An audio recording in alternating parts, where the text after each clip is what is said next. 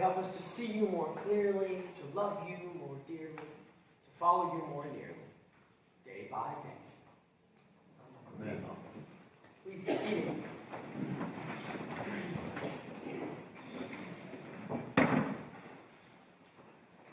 On Wednesday, at our regular Wednesday night Holy Eucharist that we do every week, we had a special Saint Day. And it seemed so fitting that I thought it would be perfect to share with you all today as well. So anybody who was here at our Wednesday night service, you're going to hear this guy again. His name was George Augustus Selwyn. And in the 1800s, he was a priest in the Church of England. He was appointed bishop over New Zealand. And despite having never been to New Zealand before, and not speaking a word of the native Maori language, he got on a boat, sailed to his new place, and by the time he got to New Zealand, he was able to preach his very first sermon in fluent native Maori to the people. Now, I don't know if that is a testament to how brilliant George Selwyn is, or just how long the trip from England to New Zealand is. But either way, that's impressive. I think what's even more impressive than that, though, is how he served as bishop while he was there. There was a deeply divided people in New Zealand. It was an English colony at the time. The native people, the native Maori, were not happy about the English colonists. And they were deeply divided. They were a diverse people, but in the midst of their diversity, there was division.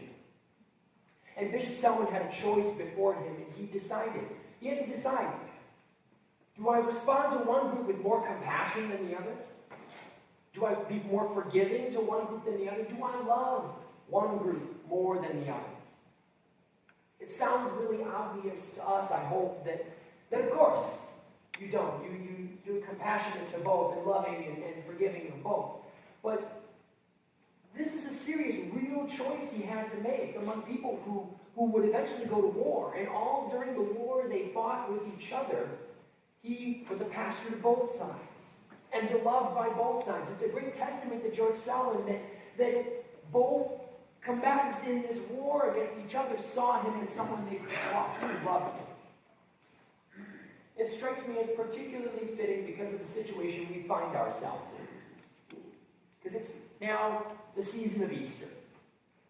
We've been on this amazing roller coaster ride with Jesus, right? First we were waiting for our Messiah, our Savior to come, and then he arrived, our King of Kings, and we're like, yay! And so, amazing high of highs. And then he said, but I'm not here to rule you, I'm here to die for you. And he was killed, he was arrested and killed. So to go from the highest of highs to the lowest of lows.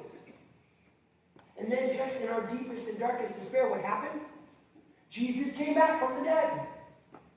Jesus rose again, and we were, yay, Jesus is back again. And he said, but I'm not staying. So we've been on this great roller coaster ride with Jesus, and I can only imagine sitting there as one of his disciples. He's eating his plate of broiled fish. Right? He's been dead, and now he's back.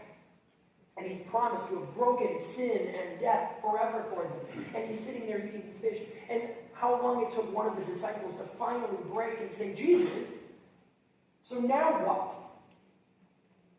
Now, how do we respond in the midst of this amazing resurrection?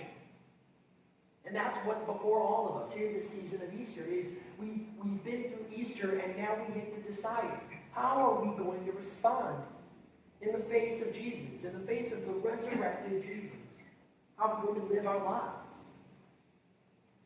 And I don't think we can find a better example for that than George Selwyn, Bishop Selwyn, who's somebody who took people in the midst of their diversity and said their diversity doesn't have to be division. Because despite how different they are, despite their disagreements, they are the same in one way, and it's the only way that matters, and that they are all beloved creatures of God, that Jesus would forgive and die for and be resurrected for. And in that way, they're the same, and that's all that matters. And so we can say Here in the church, whether you're black or white, rich or poor, young or old, male or female, we're all very different in our own ways, but none of those differences matter in the one way that we're all the same and that we're all the children of God, loved by Jesus Christ. But let's be real about it here, because there really are some deep differences between us in the midst of our diversity. The kind of differences that drive families apart, that drive churches apart. Here we are, a group of diverse people, some of us Republicans, some of us Democrats, conservative or liberal. There's some real differences here. We've got people in our midst who are pro-choice and pro-life, pro-gun control and pro-gun ownership, and we've got folks in the midst of us that are in favor of universal health care and in favor of privatized health care. And we've got folks that are, pro-toll roads and anti-toll roads. We if you name it, we have diversity. And yet in the midst of that, in these real differences that threaten to drive us apart, we've made a decision that none of that matters compared to the one thing that makes us all the same. That Jesus Christ would die for us and be resurrected for us and break sin and death forever for you, for me, for each of us. And in the midst of that, we get to go out. We get to hold each other as the people of St. Stephen's, as Episcopalians, as Christians. Even beyond that, we get to look out at people in the midst of us and say, you know what? You and I, we may disagree about this or that, and some of them are important differences. There are important things we disagree about. But at the end of the day, we believe in coming together and sharing in the bread and the wine together, in holding each other in prayer and saying, I'm going to look at you the way Jesus looks at you, as somebody worth dying for, as somebody worth forgiving, as somebody worth living for and being a Savior for. I can't think of a better way that we could respond to the resurrection this season than to look at each other that way, through the eyes that Jesus would see them.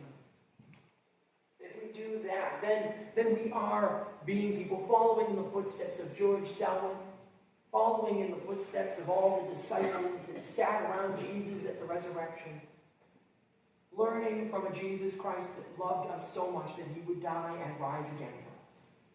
Thanks be to God.